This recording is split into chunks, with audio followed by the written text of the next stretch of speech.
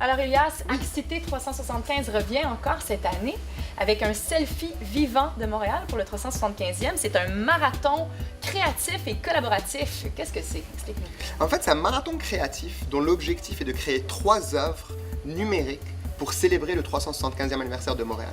C'est au croisement des arts, du design et de la technologie.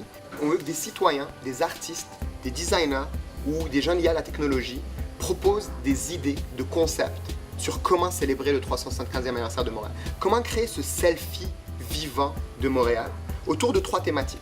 Donc la première, c'est autour du VR ou de la réalité augmentée. La deuxième, c'est un leg interactif, physique, en interaction avec les citoyens. Et le troisième, c'est une projection, on va dire numérique et interactive aussi. Très rapidement, vous avez entre aujourd'hui et le 17 mai pour soumettre une idée.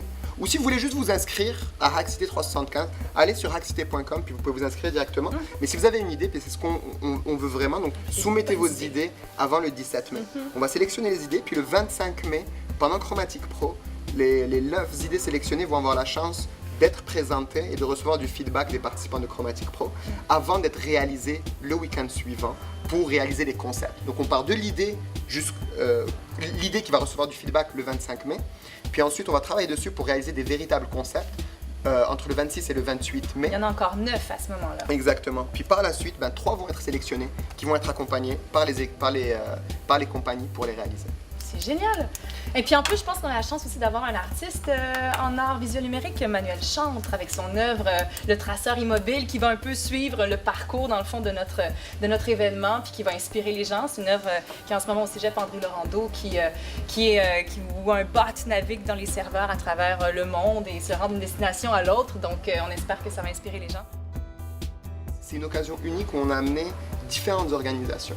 Donc, il y a le projet A144, il y a Printemps numérique, il y a Desjardins Lab, il y a Montréal New Tech, et surtout, donc ça c'est toutes les organisations qui viennent toutes de domaines différents, donc domaine artistique, domaine plus techno, domaine innovation, domaine numérique, etc. Et qui ont permis à cet événement-là d'exister. Exactement, mais surtout ce qui est malade, puis j'ai un gros merci à tout le travail acharné de tout le monde, mais on a 3 compagnies qui parrainent, ce sont des ambassadeurs parrains, un ambassadeur parrain. Qui parraine, ouais. Peut-être des organisations parrains.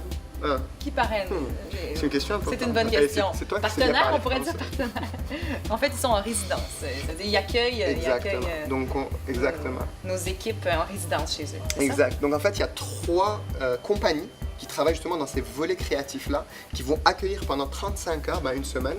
À Montréal, c'est 35 heures la semaine, mais je pense que les vrais gens qui travaillent, en tout cas peut-être plus même, mais pendant 35 heures en résidence. Donc les projets qui vont être sélectionnés, les 3 projets sélectionnés. Tant pour l'artefact numérique, pour le projet de projection interactive et pour le projet AR ou VR. Exactement. Okay. Donc ces 3 projets-là, chacun va être en résidence dans une des organisations pour réaliser ces projets.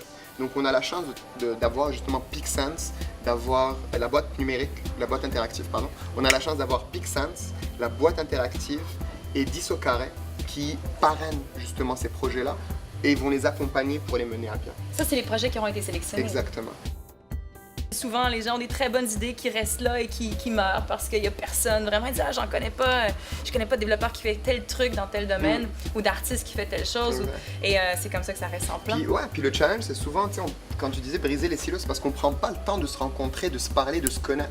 Ouais. Sans revenir sur les élections françaises là, ou américaines, voilà. Mais c'est quand on ne connaît pas quelqu'un, on a de l'appréhension. Ouais. Donc créer Hackcité comme une plateforme où justement ce selfie vivant-là est peut-être aussi, c'est pas une excuse, on veut la livraison, puis on veut célébrer ensemble, mais c'est aussi une plateforme pour permettre à ces gens-là de différents horizons de prendre le temps de travailler ensemble, de prendre le temps de se parler et de prendre le temps de collaborer. Puis qui sait, qui pourrait par la suite continuer au-delà du selfie vivant qu'on veut construire par des citoyens, pour des citoyens et pour Montréal, c'est aussi créer un véritable sorte de tissu social entre ces gens-là. Et c'est ça le véritable leg dans le fond.